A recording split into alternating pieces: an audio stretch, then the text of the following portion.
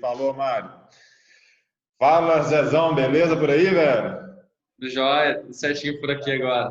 Que massa, velho. Valeu, brigadão pelo tempo. Prazer poder falar com você, viu? É isso, prazer é todo meu. Massa demais. Você tá hoje em Poços de Caldas, é isso? Isso, cidade natal. Ah, você é daí mesmo. Sou daqui mesmo, sou de Poços de Caldas. Nasci aqui, já morei em algumas outras cidades, mas sempre volto para cá. Legal. Mas o time de vocês lá da Audax é onde mesmo? Eu li hoje, mas já esqueci.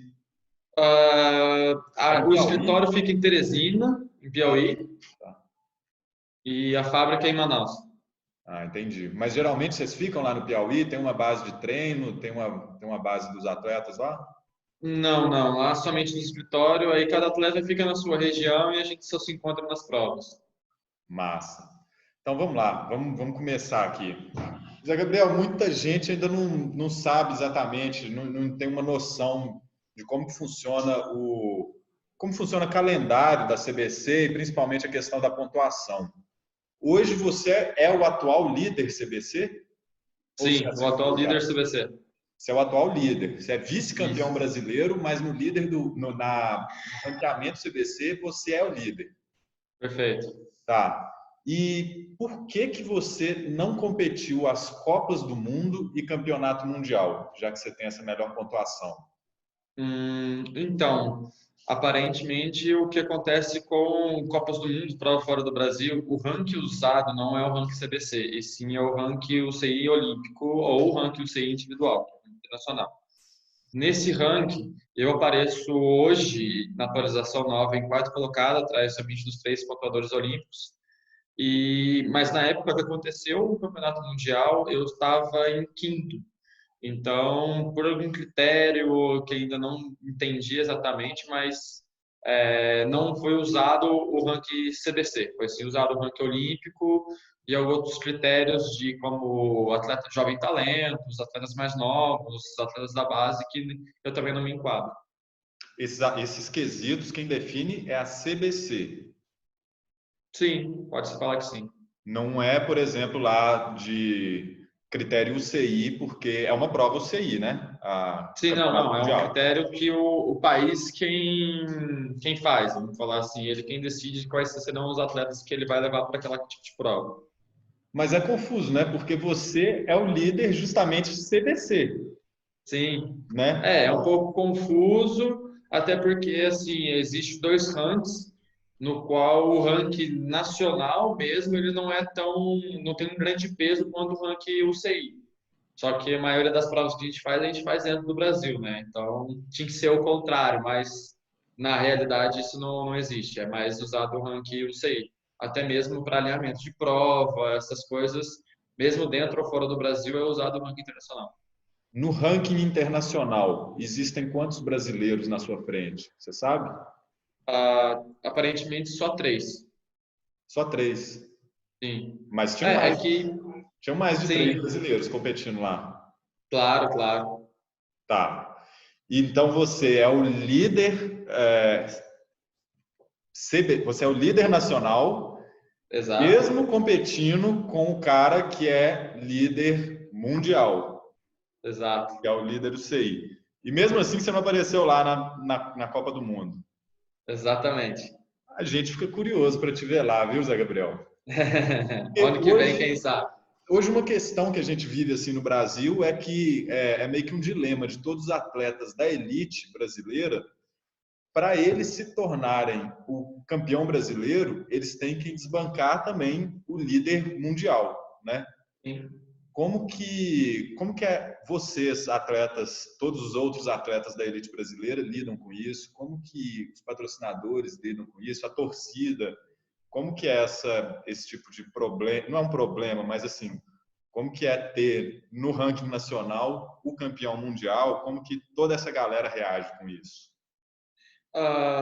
Bom, respondendo primeiro por mim, José Gabriel, eu tenho assim comigo que tá certo que o Henrique é o melhor do mundo hoje, em ranking, ganhador de Copas do Mundo, mas quando eu alinho com ele, eu alinho como se ele fosse mais um atleta alinhando do meu lado, porque se eu ponho ele sempre como soberano, eu sempre vou estar me colocando para baixo já e me sabotando psicologicamente. Então, independente se é com ele ou pode ser Nino Shooter ou quem for que eu alinhar, são atletas no qual o mountain bike é uma prova que tudo pode acontecer, como aconteceu no Campeonato Brasileiro que ele furou. Então, pode ser que fure, pode ser que caia, que machuque, não vai fazer diferença que ele é o líder ou não do ranking mundial. E sim, é um atleta como qualquer outro. Então, eu lido mais ou menos dessa maneira. Eu entro numa prova com ele, eu penso em todo mundo tem chance, a prova só acaba depois que passa na linha de chegada. Então, eu sempre alinho com vontade de ganhar, mas não ganhar do Henrique Avancini, sim ganhar a prova, porque isso é uma mentalidade de alguns atletas que a gente tem hoje dentro do Brasil, que é eu largo para ganhar do Henrique. Só que e se o Henrique não esteja no bom dia e ele está lá em penúltimo, você vai ligar para ser o antepenúltimo? Não faz muito sentido. Eu largo para ganhar uma prova, independente do atleta que estiver junto comigo. Tem o peso, sim, da torcida, o peso dele estar levando uma camiseta, a nossa camiseta para fora do Brasil, e isso dá uma visibilidade grande dentro da prova, uma torcida bem balanceada, porque no mesmo tempo que muita gente é, torce para ele, quando vê um atleta incomodando ou estando ali combatente com ele, a torcida também vibra porque vira uma disputa, algo que é um pouco difícil de acontecer dentro do Brasil. E isso é bom para os dois lados. É uma parada que tem acontecido, né? Por mais que todo mundo seja muito fanático com o nome do Henrique Avancini e todo mundo para o dia para ver ele disputando, a galera não tá assim, não fica decepcionada se ele perder aqui dentro do Brasil, né? A galera acha legal ver ele batendo pega com você lá no Campeonato Brasileiro. Sim, sim, é. Para ele em si, como ele disse mesmo em uma outra entrevista, correr dentro do Brasil para ele é uma grande pressão porque ele impõe para ele, muita gente coloca que ele tem que vencer uma prova. Só que muitas das vezes, em exceção do Campeonato Brasileiro, mas outras provas, ele chega no Brasil às vezes não na melhor fase de treinamento ou cansado de outras Copas do Mundo e fica mais fácil de outros atletas estarem duelando com ele.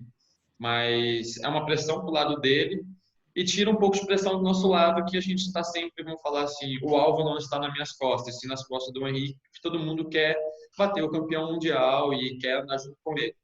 Mas a torcida em si gosta, porque é relativamente chato ver aquela prova que o cara larga e ele vai embora e não tem emoção.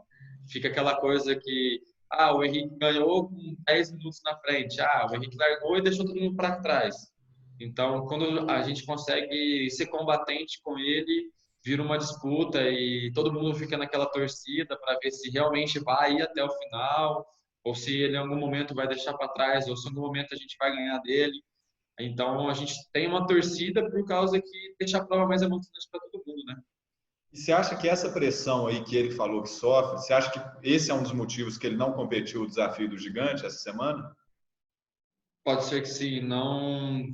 Aparente assim, tem que observar como um todo que ele fez uma temporada mais compacta na Europa, então ele teve menos tempo correndo lá fora, mas com a mesma quantidade de provas. Então ele correu mais de 2 semanas seguidas. Tem a questão de fuso horário, de viagens, as coisas que deixa mais cansativo. Voltou, fez o Campeonato Brasileiro, no qual acho que também todo mundo se desgastou bastante. E ele viu como uma prova, como a pontuação que tinha naquela prova não era tão alta, que meio que assim teria chances de perder ou alguma coisa assim, então prefiro não largar. Pode Você ser acha que que é o tipo sim, da pode ser que postura, não. não largar, você Pode. acha que é o tipo da postura do só largo se for para ganhar, ou você acha que não tem nada a ver? Não, não, eu não tenho essa percepção do Henrique. Eu acho que, acima de tudo, ele larga para competir. Se algum atleta que seja brasileiro ganhar dele também, eu acho que faz parte do jogo. Como já escutei dele e já tive conversa com ele, todas as provas, cada prova é de um jeito, no qual se ganhar ou perder faz parte. Então, tudo é experiência, né? Então, eu levo esse lema comigo que eu aprendi com ele. Mas vamos voltar a discutir aqui de você. lá, esse exemplo que você deu do Campeonato Brasileiro, você chegou a liderar lá, né? Ele furou o pneu e por um momento lá na prova todo mundo achou que você ia ganhar. E isso Sim. foi uma loucura, né? Nesse momento você também teve essa impressão? Você chegou a achar que ia ganhar? Você chegou a dar como prova ganha? Você... Tem certeza que não, né? Tem certeza que isso que você explicou, de que tudo pode acontecer, permanecia mais do que nunca naquele momento que você estava liderando. Mas o que foi que passou ali? Você acha que... O que você acha que faltou ali para você ser o campeão brasileiro? Então, olhando a prova como um todo, a minha estratégia naquele dia era, ah, por estudo que eu já tive de provas que eu já corri com o Henrique, da maneira que ele se comporta correndo, principalmente aqui dentro do Brasil, ele sempre usa a primeira volta para analisar os seus adversários. Então, no brasileiro, eu pensei em fazer diferente. Falei, em vez de eu se esconder atrás do Henrique, deixar ele me estudar, eu vou botar a cara a tapa, mas eu vou ter que tirar ele da zona de conforto. Porque aí, em vez de eu jogar o jogo dele, ele que vai entrar no meu jogo e vai ter que mudar um pouco da estratégia dele. Então, eu fiz uma volta bem forte, assim, até um pouco acima do limite que eu poderia fazer. E vi que estava dando certo, assim, sentia ele um pouco perdido em alguns momentos da primeira volta, em questão de esforço físico, de maneira que eu nunca tinha visto ele ficar perto de mim. Sempre ele estava ali muito constante e, vamos falar, pleno. Ali tinha momentos que eu via o sofrimento dele estava meio que igual para igual comigo. E naquele momento que ele furou o pneu, foi um lugar onde que eu também furei o pneu na quarta-feira. Então, eu já tinha passado pela mesma pedra, furado no mesmo lugar. E quando ele furou, no momento em que ele bateu na pedra, eu pensei, ele furou. Mas era um pouco antes de entrar no asfalto para ir para a chegada. Eu fiquei esperando o pneu murchar no asfalto para depois eu fazer um ataque para frente de novo. Mas isso não aconteceu. Ele conseguiu passar o asfalto e meio que mascarar o furo. Então eu achei que naquele momento que não tinha furado, eu falei, faz parte, não aconteceu. E quando a gente entrou no single track, eu reparei que ele estava com o pneu furado, mas aí é aquela coisa, né? Depois que você entra no single track, passar pelo Henrique é muito difícil, ainda mais no single track fechado como aquele. Então, tive calma, sabia que ele ia parar no apoio para trocar a roda, então comecei, vamos falar, raciocinar e mudar um pouco da estratégia, porque eu sabia que eu teria uma chance. Mas que eu tinha que abrir pelo menos ali de 50 segundos a um minuto para conseguir levar para a chegada ou até mesmo ganhar o Campeonato Brasileiro. Quando ele fez a troca de pneu, quando eu passei no apoio, eu já pedi para uma pessoa marcar o tempo. Quando passou o tempo para mim, eu tinha 40 segundos. Sabia que não ia ser o suficiente para levar a prova assim, sem disputa. Então, naquele momento, eu tive que ter um pouco de frieza, porque sabia que eu poderia tentar abrir a diferença para um minuto, mas faltar na última volta, então eu tinha que saber balancear o ritmo, mas ao mesmo tempo desgastar um pouco o Henrique para ele não chegar tão rápido.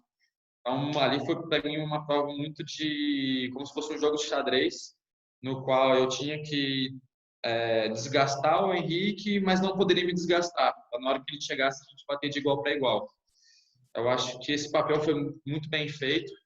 Quando ele encostou em mim ali, faltando uma volta e meia, a minha percepção era querer fazer como ele sempre fez, era chegar e já botar do lado e passar e tchau, obrigado.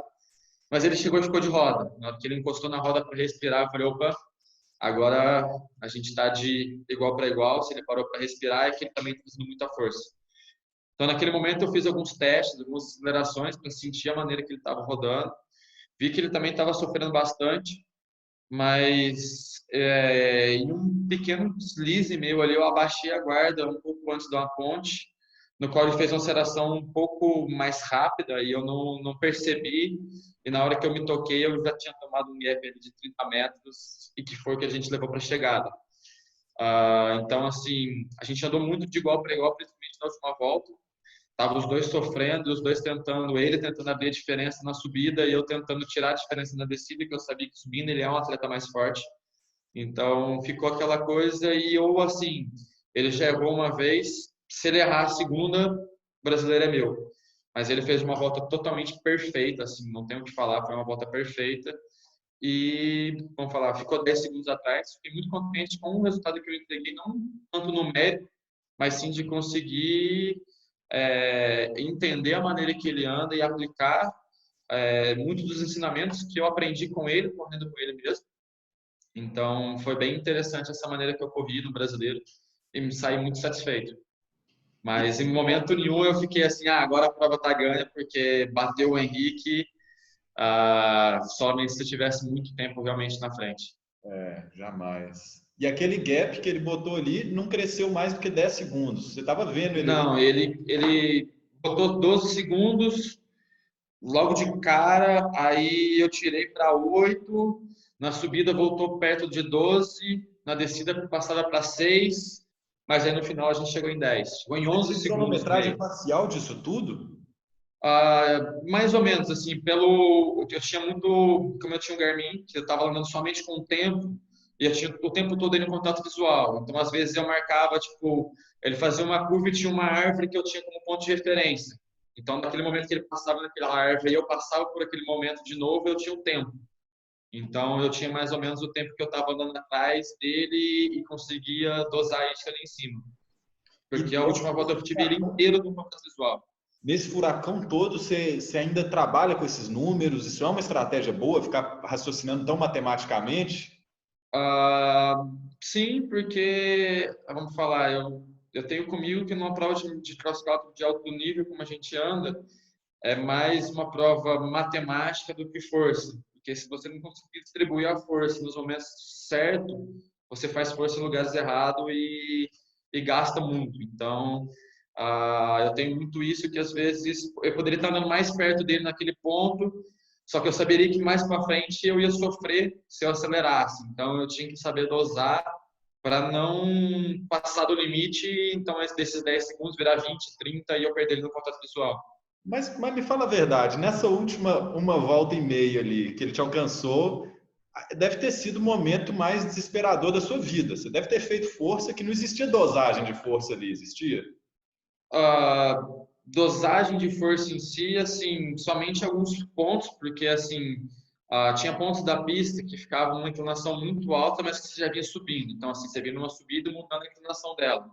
Então, às vezes, se eu aplicasse força no pedaço, no percurso, na parte mais plana, vamos falar assim, eu ia entrar na parte mais inclinada com o coração muito alto, eu sabia que eu ia perder esse gap. Então, eu Na tinha que parte plana, você manter estava uma desestável. constância, mas não explodir. E da mesma maneira, ele também pensava ele tinha esses pontos de referência, que são os lugares onde a gente aplica força. Esses lugares eles já são mais ou menos pré-determinados em treinamentos que a gente faz para reconhecer o circuito. Então, se a gente extrapolar essas estratégias impostas por nós mesmos, pode ser que você passe do limite e afoga. Numa prova ali, principalmente andando em tão alta intensidade, se você passar para 110 para você voltar custa. Então, até o momento do ataque do cross country, você tem as oscilações de força. Não é andar no vermelho Sim. o tempo todo, não. Não, não, eu tenho principalmente comigo assim, num circuito de cross country você nunca anda 100% no vermelho. Se você andar 100% no vermelho, você vai andar uma volta, duas voltas e não vai conseguir andar mais do que isso. Porque manter ele em 100% durante uma prova de 1 hora e meia é quase impossível. A gente precisa andar em parte de treinamento, a zona 5, você consegue andar um certo período, mas não tão longo. Então tem que saber dosar o ritmo, saber aproveitar os espaços que tem de recuperação, hidratação, alimentação, saber colocar força no lugar certo, porque senão você perde força no momento errado. Que é o que a gente já viu em algumas transmissões da Red Bull, lá nas Copas do Mundo, né? Teve uma vez que o Sink fez uma dessa, que ele deu um ataque Exato. profundo. Meu irmão, paraquedas abre, não tem jeito, né? Sim, exatamente. Ô, Zé Gabriel, vamos lá. O que eu estava planejando aqui? Para a gente falar um pouco da sua carreira, assim, eu tive o seguinte pensamento.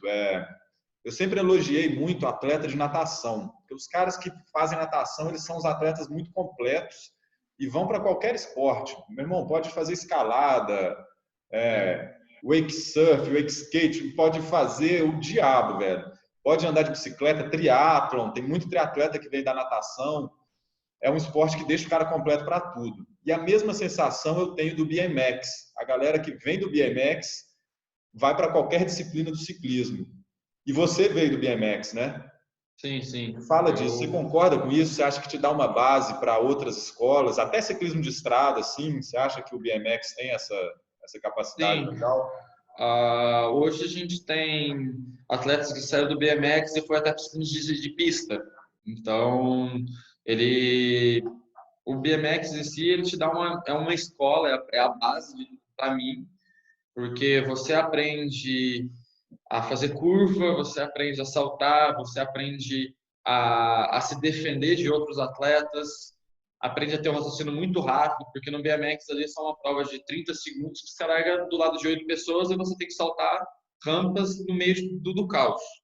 Então, para mim, o BMX ele é a escola realmente, porque você aprende tanto a parte técnica, a parte estratégica e aprende essa parte de frieza de pensamento, porque às vezes você não larga bem no BMX e a largada no BMX ela é muito, vamos falar, 70% da prova é bem na largada, só que não é uma prova perdida. Então, se você errar uma largada, você tem que saber achar os pontos, os buracos para passar. Então, se também não tiver a cabeça fria, você se perde e não consegue fazer nada. Então, para mim, ele é uma grande escola, porque você aprende um pouco de tudo, que você vai conseguir levar isso para todas as outras disciplinas. Cara, que massa, que legal. E você acha que é uma disciplina que está subvalorizada hoje no Brasil? Sim, assim, temos muito bons atletas do BMX hoje, assim, temos Renato Rezende, temos o Ezequiel, o Bruno Kogo, a Priscila, tem acho que é Paula ou Paola, não me lembro o nome dela ao certo, que são atletas que têm um incentivo mais da Confederação Brasileira do que de outros patrocinadores em si, então não tem aquele apoio de fora como patrocinador. E eu acho que isso falta um pouco no Brasil, até mesmo como o Andinho, que é o Anderson Ezequiel, ele mora nos Estados Unidos, onde que é o berço do BMX, e já foi medalhista em mundial há 2 anos atrás, em 2018, e ele não volta para o Brasil por isso, porque lá ele tem um incentivo de empresas que não tem aqui dentro do Brasil. Entendi, entendi. Pô, que pena, né? Na verdade, os incentivos estão crescendo para outros lados, né? O mountain bike está crescendo mais do que nunca. O enduro está meio que roubando um pouco da cena do downhill, que você também veio do downhill, né? Você também Sim. fez prova de downhill. Como é que foi? Você teve algum título expressivo lá? Não, no downhill, na verdade, eu fazia o BMX e algumas provas assim que acontecia no meio da temporada de downhill e a gente fazia junto, mas nunca fui um atleta somente do downhill, vamos falar. Eu vinha do BMX, então tipo, corri o Forex da Globo, tem prova de downhill em Poços, vamos arrumar uma bicicleta e ia, mas nunca fui um atleta específico de downhill. Quando você se Mas como você... profissionalizou, quando você se Oi? profissionalizou, você já era cross country, né? Sim, eu vim do BMX, tive alguns títulos expressivos, mas eu era bem mais novo. E quando passei pro mountain bike foi onde realmente me profissionalizei. Massa. Ô Zé, vamos falar por último aqui sobre os Jogos Olímpicos. 2021 ainda tem vaga em aberto para o Brasil? A pontuação em si dos Jogos Olímpicos para mountain bike está em aberto no mundo como um todo.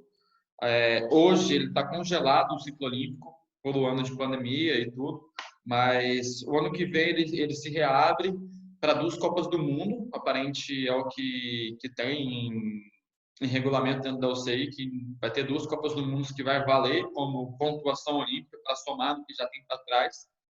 E está em aberto para o Brasil. A gente tem 2 vagas hoje garantidas e para mim, em si, ir para os Jogos Olímpicos em 2021 é uma probabilidade um pouco remota, porque o critério usado pela Confederação Brasileira hoje é o ranking olímpico, no qual em 2018 eu era o pontuador olímpico, em 2019 eu vinha ter uma fratura de clavícula que me tirou meio que um ano perdido para mim, então eu caí na pontuação e somos contadores olímpicos.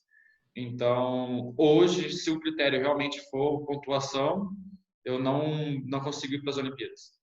Entendi. Mas 2024 não é daqui, 2024, né? É daqui, entre aspas, só 3 anos, né? Não está tão longe assim. É uma Olimpíadas que vem um pouco mais perto do que a de agora. E para lá você é um dos principais nomes, né? Muita gente já Sim, te Paris é o o nome. planejamento que a gente vem fazendo hoje, que a gente sentou para planilhar como que vai ser daqui para frente, é Paris 2024. Que, na verdade, assim, o que eu apresentei de performance esse ano, a gente vem como planejando isso desde 2015. Em 2015, eu sentei eu com o Flávio Mactassi, que é o cara que me ajuda em toda a parte de por trás de negociações e de planejamento meu, e com o meu treinador, o Hector Pérez. A gente meio que moldou um planejamento de 2016, 17, 18, 19 para chegar combatível em 2020, que seria o ano olímpico.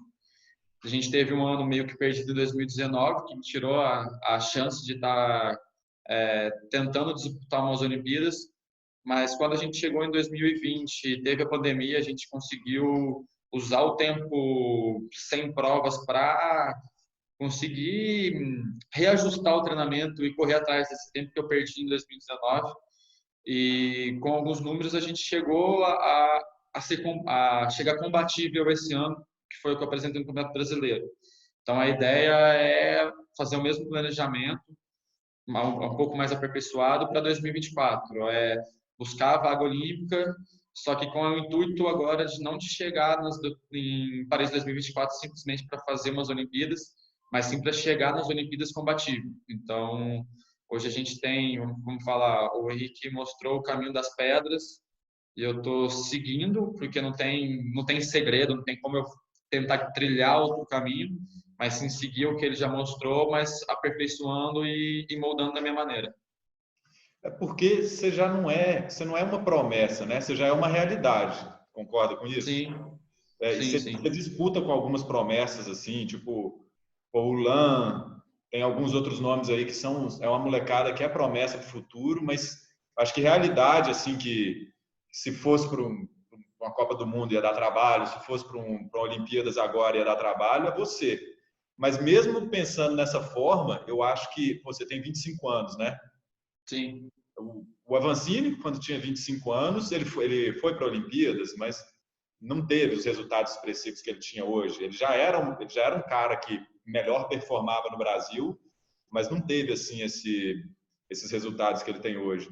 E a gente vê que a faixa etária do mountain bike, por mais que tenha alguns jovens talentos assim de 19, 20 anos de idade, eu acho que a faixa etária ideal do mountain bike está entre, porra, eu diria 25, 30 anos, às vezes um pouco mais, mas tá aí nessa casa, você concorda? sim, o atleta, a gente fala, o atleta entra no pico de rendimento dentro do mountain bike dos 26 aos 31, no máximo 32 ali. Uns um pouco mais, outros um pouco menos, mas esse seria os anos vamos falar, de coletar os frutos que plantou quando era mais jovem. Uhum. Porra, eu fico curioso para ver como é que vai ser esse Paris 2024, viu, Zezão?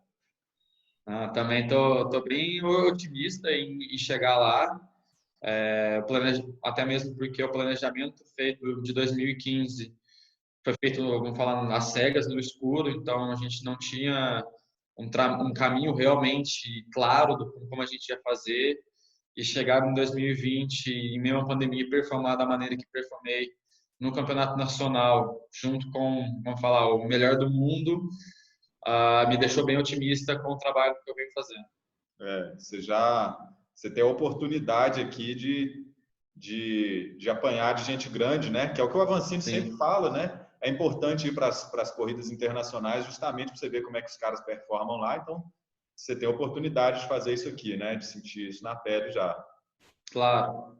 Pô, muito É um pouco diferente, porque lá fora você vai correr com 20, 30 caras que performam de igual ou melhor do que você, ali com uma diferença muito pequena.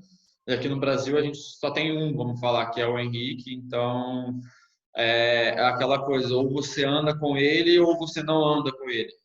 Então, e lá fora já é diferente. Lá fora você pode não andar com o Henrique, mas tem muitas outras pessoas ali abaixo dele que tá muito próximas. Então, é aquela coisa. Aqui no Brasil, mesmo no campeonato nacional, o gap em questão de tempo do segundo para o terceiro foi muito grande. Se você pegar na Copa do Mundo, em dentro de um minuto, você põe 20, 30 pessoas no mesmo minuto. Então, essa é a diferença de ritmo que você tem numa Copa do Mundo e que é o que realmente falta para mim. Pô, que massa, velho. Você falou um negócio interessante aí. Ou você anda com ele ou não anda com ele. E isso está muito claro. Você já anda com ele. Você não Sim, ganhou, mas você já anda com ele. Isso é um sim. fato. E isso coloca, pô, é uma lenha na fogueira muito massa que a gente tem para as provas aqui no Brasil. Muito legal ver isso, viu, Zé Gabriel? É, legal. Irmão, Eu, valeu demais. principalmente. Um prazer enorme falar com você. Oi, desculpa, cortou. Um prazer enorme falar com você. Muito obrigado pela conversa. Te desejo uma boa sorte por aí, viu? Que é isso, eu que agradeço bastante aí pelo contato e estamos à disposição. Seu ano agora tá. Você entra de férias, você começa a fazer pré-temporada ou ainda tem alguma competição esse ano? A gente tem mais duas competições pela frente, mas decidimos já tirar o pé e começar a planejar o próximo ano, pensar em questão de negociações e ter um tempo mais tranquilo para fazer isso, em vez de ter que conciliar provas, treinamento, negociações, fechamento de contrato. Então, a gente pega esse tempo agora para concentrar na parte burocrática, que já vai ser um pouco também das minhas partes de começar a tirar o pé para daqui umas 2 semanas já ter tudo perfeito e planificado para o próximo ano e começar a trabalhar. Alguma questão burocrática aí que vale a pena a gente conversar, que você gostaria de pontuar aqui? Não, por enquanto, eu prefiro deixar tudo meio que em off, porque são negociações que pode vir surpresas pela frente aí ou não sei. Isso é uma caixa preta muito importante, mas a gente sabe que virando o ano de. Sempre que vira ano, final de ano é muita notícia legal que os atletas trazem, é o lançamento que as marcas fazem, muito bacana. E parabéns pela equipe também, pô. Eu sou fã da Audax, acho legal demais ter um patrocínio igual o Corinthians, vocês têm um tanto de atleta bom. Queria parabenizar todos os outros atletas lá, o Bruno, a Raiza, a Karen tá com vocês, não é isso? Sim, sim. Pô, acho maneiro demais, velho. É um time bem legal. Parabéns para todo mundo Obrigado. aí. Um abraço para todos, viu? Abraço. Valeu Obrigadão. demais, Zezão. Até a próxima. Valeu. Valeu. Tchau, tchau.